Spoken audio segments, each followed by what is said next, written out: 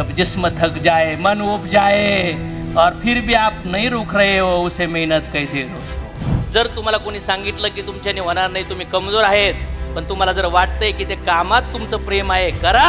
येणाऱ्या काळात लोक सलाम करायला लागतील, लोक फॉलो करतील, तुमच्या स्टोऱ्या लोक सांगायला लागतील. अगर आपको नींद नहीं आ रही है, आप टाइम पास कर रहे हो, आप जिम्मेदारी नहीं निभा रहे हो, आप कर्जे में हो, आप लोगों को रिस्पेक्ट नहीं दे रहे, आपके घर में खुशी नहीं है, तो समझ लो आपको शरीर की बीमारी नहीं, आपको मन की बीमारी है. भरोसा देवावर ठेवा, जसा भरोसा ठेवला द्रौपदीने कृष्णावर, राधाने कृष्णावर ठेवला, मीराने कृष्णावर ठेवला, सुदामाने कृष्णावर ठेवला, रामाने सीतेवर ठेवला, सीताने रामावर ठेवला, हनुमानाने रामावर ठेवला. ठेवला का नाही ठेवला? आधार द्या. जिवंत असताना माणसाला आधार द्या, मोटिवेट करा, चार्ज करा, हेल्प करा, काय करायचं ते करा. मेल्यानंतर डोळ्यातून पाणी आलं पाहिजे. समजलंय का? Love your work. तुमच्या कामावर प्रेम करा. एक फुटबॉल खेळणारा मुलगा, हाईट छोटी होती, कॉलेजच्या टीममध्ये त्याला घेत नव्हते, भरपूर प्रयत्न केले, हाईट छोटी आहे, तू करू शकत नाही, तुला जमणार नाही, तू याच्याने होणार नाही, त्याला 2-4 वर्ष संघर्ष करावा लागला. पण त्या मुलांनी स्वतःवर प्रेम केलं, खेळावर प्रेम केलं, स्वतःला एवढे एक्सपर्ट बनवलं, एवढे फेल्युअर शॉट, एवढे मिस शॉट खेळला, पण ॲक्शन करत राहिला, ॲक्शन करत राहिला, ॲक्शन करत राहिला. शेवटी त्याने एवढ्या टॉप लेवलला गेला. त्यांनी घातलेला एक जर्सी, त्यांनी घातलेला एक टी शर्ट, त्या टी शर्टचा निलाव झाला. त्या निलाव होता 10 कोटी नाही, 25 कोटी नाही, 50 कोटी नाही, 85 कोटी रुपयाला त्याचा टी शर्ट विकला गेला. काबिल बनो, कामयाबी झक मार के आपके पीछे आएगी दोस्तों. जर तुम्हाला कोणी सांगितलं की तुमच्याने होणार नाही, तुम्ही कमजोर आहेत, पण तुम्हाला जर वाटतंय की ते कामात तुमचं प्रेम आहे, करा. येणाऱ्या काळात लोक सलाम करायला लागतील, लोक फॉलो करतील, तुमच्या स्टोऱ्या लोक सांगायला लागतील. मायकल जॉर्डन माहिती आहे ना, सॉरी बास्केटबॉल प्लेयर, बरोबर ना. मग मला असं वाटतं की कामावर प्रेम केलं पाहिजे. Push yourself because no one else is going to do it. I am tired. मी थकलो होतो, मला गार लागत होतं, मला गरम लागत होतं, मला पाऊस येत होता, मला झोपायला लेट झालं. असे कुठलेही कारण जर मन सकाळी सांगत असेल तर सगळ्याला डिलीट करायचं आणि एक्सरसाइज करायला उठायचं. फिट मंत्रा जिंदाबाद. Push yourself because no one else going to do it for you. मी जिमला गेलो बरं का, आणि जिमला गेल्यानंतर आता तिथं पण मला लोक ओळखतात. आणि जिमला गेल्यानंतर मी वॉकिंग करायचं, ते सर बघणार, मी ते डंबल उचलायला लागलो तरी बघणार. त्याला मी जिम सोडून दिली. नंतर एक चांगल्या मोठ्या जिममध्ये साईडची सगळ्यात गोल्डन जिमला गेलो, तिथं पण मला लोक ओळखीचे भेटले. मग मी जिम बंद केली. मग मी योगा करायला लागलो. मग योगा करायला लागलो, चहायला ते योगा करताना पण एवढा सुरुवातीला मूड आला, पण पुन्हा मूड नाही आला. मग म्हणलं, हे 2-4 वर्षाची कहाणी सांगू राहिले बरं का, रिसेंटली सांगू राहिलो. पण एक दिवस डॉक्टरने सांगितलं, तेव्हा माझं 4-5 वर्ष म्हणजे पहिली 7-8 वर्षाची गोष्ट आहे. डॉक्टरने सांगितलं, आता 86 किलो वजन झालं आहे, डायबिटीस होऊ शकतो, थायरॉईड होऊ शकतो, अटॅक येऊ शकतो, मरू शकतात. पहिला मग म्हणलं काय कुठं नेत. आणि मग म्हणलं आता जिमला जावं. मग जिमला गेल्यानंतर आता लक्ष कोणावर होतं, ते बघणार लोकांवर. कोणाकडं आलं? आता माझ्याकडं आलं. पण साला मला वजन उचलायला आता मस्त पैसे आहेत. मला जर असं कोणी भेटला की ज्याला मी 1 लाख रुपये देईन, त्यांनी माझ्यावर एक्सरसाइज करायची आणि माझं इकडं वजन कमी होईल आणि मी फिट राहीन, असं कोणी आहे का? तिथं मी बघितलं, ज्याला पगार 30-40 हजार आहे ते फुल डोले शोले बनवलेत, ते फुल वजन उचलतो, असे डोले बिले उघडू व्हायला. आपण तर वाटतो मुंगीसारखेच वाटतो त्यांच्यासमोर. मग त्यांना बघून तर साला आपण जिमच नाही केली पाहिजे. कधी कधी तुम्हाला या बिझनेसमध्ये पुढे गेलेल्या लोकांना बघून तुम्ही मोटिवेशन घेण्याऐवजी जर तुम्ही द्वेष घेतला, हे राजांनो, सक्सेसफुल लोक ज्यांचे मोठे मोठे पेआउट्स आहेत त्यांचे डोले शोले बघून तुम्ही पॉझिटिव्ह घ्या आणि डंबेल मारायला चालू करा. कंबर तुटलं तरी चालन, म्हणजे रोज काम करायला चालू करा. नाहीतर त्याचंच ही बिल्डिंग, त्याचीच बॉडी बनली आहे, दुसऱ्याची का नाही बनली, हे उत्तर देतो माणूस. त्या जिममध्ये 200-300 पोरात ना 4-5 जणांचे डोले शोले असतात. किती जणाला वाटतं? ते पण आहे ना स्टिरॉइड बिरॉइड खाऊ घालू काय ते BC डबल हे खाऊ घालू बनवलेले असतात. नंतर मी विचार केला, पहिलं मी जे डंबल उचलून फार चांगलं वजन उचलायला चालू केलं, तर नंतर इंजुरी झाली, बंद केलं. 3-4 वर्षानंतर पुन्हा मी जिमला रिकनेक्ट झालो, तर जिथं 30 किलोचं वजन उचलायचं त्याने मला 1.5 किलोच उचलायला लावलं. कितीचं? 1.5 किलोचं, 1 किलोचं. कमान सर कमान. आणि ते 1.5 किलोचं वजन उचलायला पण तो 10,000 महिना घ्यायला लागला माझ्याकडून. मला सांगायला फक्त एवढं, PT पर्सनल ट्रेनर. उचलायचं कोणला? मलाच. फक्त त्याने सांगायचं कोणतं उचलायचं आणि कसं उचलायचं. करायचं कोणला? मलाच. माझ्यावरला तो PT वाला होता का? आणि मेहनत चालू कधी होती? जब जिस्म थक जाए, मन उब जाए और फिर भी आप नहीं रुक रहे हो, उसे मेहनत कहते दोस्तों, उसे हार्ड वर्क कहते. म्हणलं सर पहिलं वजन तर मी लई 10-10 किलोचे डंबेल उचलले होते. म्हणले पहिले उचलले होते, त्या मसलमध्ये होतं, त्या मेमरीमध्ये होतं, त्या मेल्या आता. ती मेमरी गायब झाली आता. आता तुम्हाला पुन्हा 1 kilo, 1.5 kilo, 2.5 kilo, 5 kilo, 7.5 kilo, 10 kilo असं स्ट्रेंथ तुमची डेव्हलप करावं लागेल. किती लोकांना पटतंय सर? सत्य आहे. जसं फिटनेसची काळजी. तरुण पोरग मला रिसेंटली भेटलं, सर मी तुम्हाला फॉलो करतो. असा वाढला पोऱ्या. 21 वर्षाचं पोरग डिमार्टला कामाला करतंय. सर मी डिमार्टला कामाला करतो, मी इथं पण येईन, मला सांगितलं इथं लई करिअर होणार.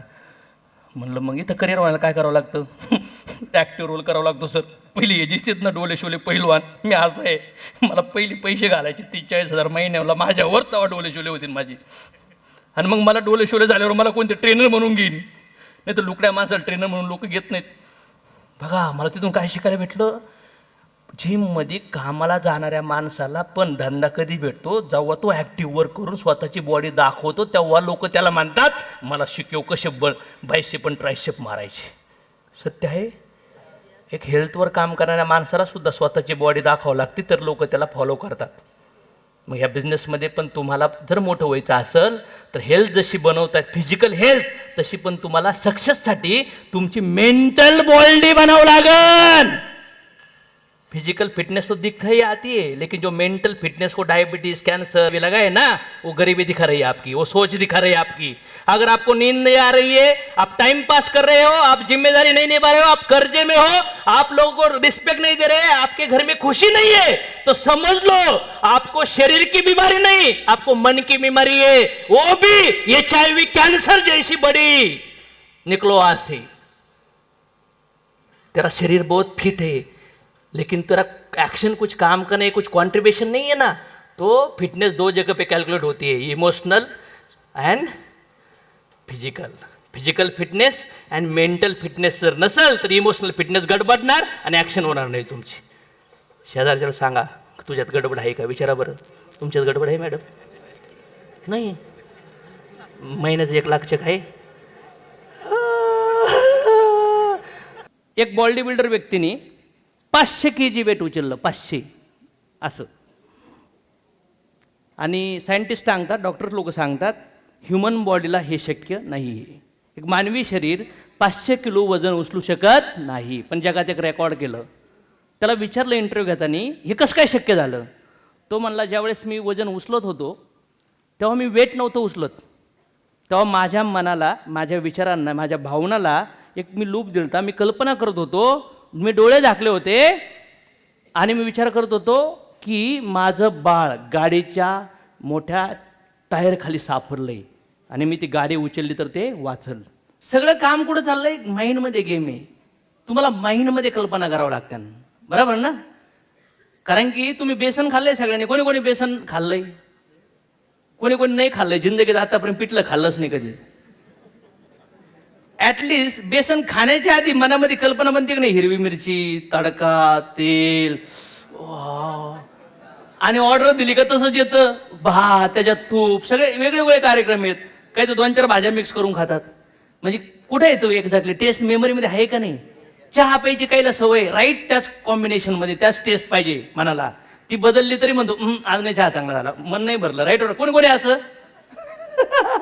म्हणजे तुमच्या माइंडमध्ये काही बेसिक गोष्टी रेकॉर्ड झाल्या, तुम्ही त्या रिपीट करतात. Protect your peace, distance from the wrong people. Negative लोकांपासून दूर राहा, नाही तर ते तुम्हाला असं बर्बाद करतील. कसे?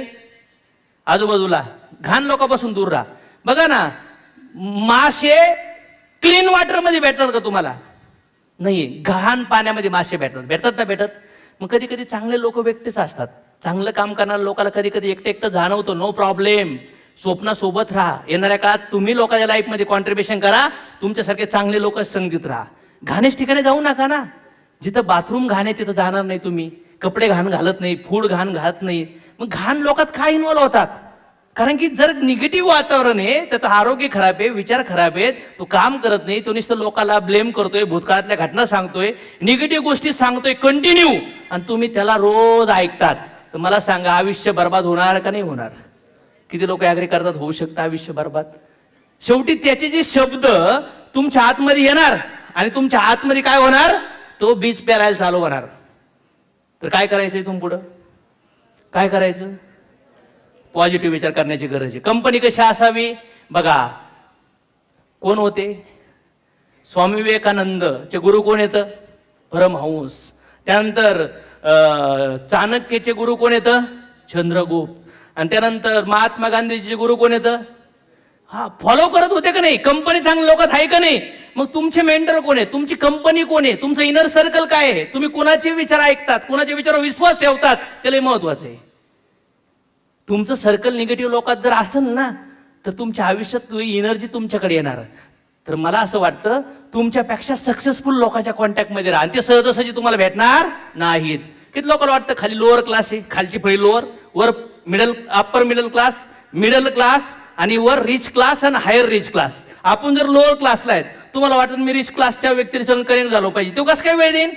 त्याला काय फायदा आहे? त्याला एवढं तर माहिती ना कोणासंग बसायचं उठायचं, त्याला हे माहिती नसतं तर ते वर गेला असता का? सक्सेसफुल लोक सहजासहजी तुम्हाला जवळ येऊन देणार नाहीयेत. तुमच्यातली अशी काही क्वालिटी, असं काही तुमचं बोलणं ठेवा की साला ते तुम्हाला थोडंसं जवळ करायला लागतील. हा एक पर्याय आहे. आणि दुसरा पर्याय, चला त्यांना ऑब्झर्व करून शिका आणि त्यांच्या लेवलमध्ये जाऊन बसा. बोला कुठलं ऑप्शन पाहिजे तुम्हाला? पण काही लोक आहेत ना, डबड्या डुबड्या लोकात फिरतात, ज्यांची ऑलरेडी बँड वाजली. 4 पिलर्स आहेत सक्सेसचे. शारीरिक फिटनेस चांगलं पाहिजे. करिअर जिथं तुम्ही करतायत तिथं तुम्ही फुल हायर लेवलचा परफॉर्मन्स करून जे पाहिजे ते टार्गेट्स गोल अचीव केले पाहिजेत. फॅमिली तुमची बॅलन्स मध्ये आणली पाहिजे, आणि तुम्ही समाजाला रिटर्न दिले पाहिजेत. Give back to society. काय आहे? Event plus response is equal to output. Corona आला, काही लोकांनी कोरोना आला ही घटना 10% होती, त्याला रिॲक्ट केलं, आणि आज लोकांचे धंदे बंद झाले, जॉब गेले, आणि कोरोना नंतर लोक बर्बाद झाले. इव्हेंट झाला, कोरोना झाला, काही लोकांनी रिॲक्ट केलं, घाबरले, आयसीयू मध्ये गेले, आणि घरचे 10-20 लाख घालून मेले. पण काही लोकांच्या लाईफ मध्ये कोरोना आला, त्यांनी पॉझिटिव्ह विचाराने त्याला रिस्पॉन्ड केलं, कोरोना त्यांचा बाल पण बाकडा नाही करू शकला, आणि ते आणखी स्ट्रॉंग झाले, आणि त्यांनी पैसे कमवले. कोरोना तो सबको आया था. इवेंट जो भी होना है वो 10% होगा. लोग जो भी प्रॉब्लम आएगा ना वो 10% होगा. आप सुई लेकर जा रहे हो या कैची लेकर जा रहे हो, मॅटर आपका है. फाटलंय तर सुई लिहून जा, म्हणजे काय? रिस्पॉन्ड. तुमच्या आयुष्यात शारीरिक, घरामध्ये, कुठं पण, काही पण टीममध्ये इश्यू येऊन द्या, तुमच्या प्रारब्धामुळे 10% होणार आहेत, आणि तुम्ही त्याला कसं पाहताय. जर ते रॉंग पद्धतीने पाहिलं तर तुमच्या आयुष्यात त्याचा इम्पॅक्ट फार मोठ्या लेवलला जनरेट होणार. नेक्स्ट स्लाइड काय? Action is powerful not knowledge. Knowledge मध्ये काही ताकद नाहीये पोरांनो. त्या नॉलेज जर तुम्ही ऍक्शन मध्ये आणलं तर ते पॉवरफुल बनतं. सकाळी उठलं पाहिजे हे माहिती आहे, पण करतच नाहीयेत. सर्कस चालू होती, मुलगा जोकर होता, आणि आई त्याचा शो बघायला आलती की माझा मुलगा कसं लोकाला हसवतोय. आणि सर्कस पार एंडिंग लेवलला आली, आणि आईला मध्येच अटॅक आला, आई डेथ झाली. आणि ज्या मुलांचा परफॉर्मन्स होता तो आता होता, आणि त्याला इन्फॉर्मेशन आली की आई डेथ झाली. 2 ऑप्शन होते. आईसमोर बॉडी तिची, आणि तिथं जाऊन लोकाला हसवायचे. तर जे सर्कसचे मालक होते धर्मेंद्रजी, तर त्या राजूला जाऊन म्हणतात, Raju show must go on. आईची बॉडी आहे, आणि तिथं जाऊन अर्धा तास लोकाला हरवायचं आहे. मेरा नाम जोकर, जोकर बनो जोकर. म्हणून स्टीव्ह जॉब म्हणले होते, ह्या जगात मोठं व्हायचं असेल तर भुकेलेले राहा आणि मूर्ख बना. आणि त्या राजूनी परफॉर्म केला. हे असे इव्हेंट पिक्चरचे असे छोटे छोटे सीन शेकडो हजारो पुस्तकातून जे शिकायला नाही भेटत ना, अशा सीनमधून भेटतं. समजतंय का? आणि जाऊन तो आई तिथं लोकांना हसवत होता, अश्रू रिअल होते, पण लोक जेखोर म्हणून टाळ्या वाजत होते. आयुष्यामध्ये असे सीन येतील. तर स्ट्रॉंग राहा, भक्कम राहा, रडत नका बसू, आधार द्या. जिवंत असताना माणसाला आधार द्या, मोटिवेट करा, चार्ज करा, हेल्प करा, काय करायचं ते करा. मेल्यानंतर डोळ्यातून पाणी नाही आलं पाहिजे, समजलंय का? असं काही फायदा नाही दिखावा करून. वरवर दिखावा नको, वरवर शोबाजी नको. ज्ञानी लोक जिवंत माणसाबद्दल आणि मृत माणसाबद्दल शोक तयार होत नाही त्यांचा. त्यांना माहीत आहे जिवंत आहे तो मरणार, आणि जो मेला आहे तो पुन्हा कर्मानुसार दुसरं शरीर धारण करणार. समझ में आया? जो छोड़ के गए हैं उनके उनके कर्मों के हिसाब से उनको फिर से वो बॉडी मिला है और फिर उनकी जर्नी शुरू हुआ है. वो रिश्ते वो भूल गए. अगर किसी रिश्तों को पकड़कर आप दुखी हो तो वो आपका अज्ञान है. छोड़ दो उस चीज को, हलके हो जाओ. पाठीमागचा बोजा नका ठेवू, आईचा, बापाचा, नवऱ्याचा, मित्राचा. चंद्रावर बघत असतील मला, नको, मेमरी फिनिश झाली ती. समज में आया? अर्जुनला सांगितलं होतं, अर्जुना तू लढतोय ना, इथून मागं तुझे लई संसार, लई जन्म झाले, सांग मला कुठल्या जन्मात तुझ्यासाठी कोण रडलं? अर्जुन म्हणला मला काहीच माहीत नाही. शरीर सोडे, शरीर संपलं रे संपलं. ते शरीराचे नाते पण जीवात्म्याचे संपून जातात. कोणाला कोणाला समजते? किती लोक तयार आहेत रोज परफॉर्म करायला? भरोसा देवावर ठेवा, जसा भरोसा ठेवला द्रौपदीने कृष्णावर, राधाने कृष्णावर ठेवला, मीराने कृष्णावर ठेवला, सुदामाने कृष्णावर ठेवला, रामाने सीतेवर ठेवला, सीताने रामावर ठेवला, हनुमानाने रामावर ठेवला. ठेवला का नाही ठेवला? भरोसा ठेवा. प्रल्हादाने भगवंतावर ठेवला, श्री विष्णू. बरोबर ना? बापाच्या अपोज जाऊन, आता पिक्चर पण आलता नरसिंह, काय आलता नाव? हो, बापाच्या अपोज. भरोसा ठेवा, तुम्ही जिंकणार.